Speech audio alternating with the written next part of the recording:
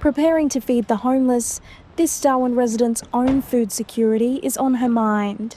Since a recent injury, she's had no choice but to get her groceries delivered, and every dollar counts. I have this strict budget while I'm not working of how much money I can spend on food each week, and that doesn't change. So when they put up their delivery from $10 to $18, I just had to choose $8 less groceries. And she's not alone, with more people visiting her soup kitchen than ever before.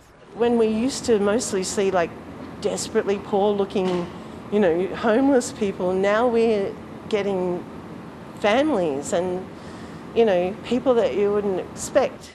3.5 million households around Australia are now struggling to feed themselves, according to Foodbanks' 2025 Hunger Report, which also reveals almost half of all renters have experienced food insecurity this past year, as have 1 in 5 households earning over $91,000 a year. The charity says 20% of Australian households have either skipped meals or gone full days without eating in the year 2024 to 25. That's a 1% increase on last year, and a sign, Foodbanks says, that hunger is becoming mainstream.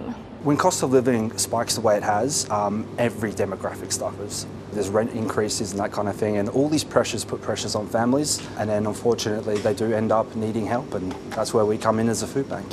They're calling on the federal government to introduce a tax incentive to encourage the donation of food that would otherwise be thrown away. What the data this year tells us is really concerningly the cost of living relief measures that the federal government tried to provide in the last term of Parliament didn't affect what people were putting on the table. An increasingly hungry nation hoping the government steps up to the plate.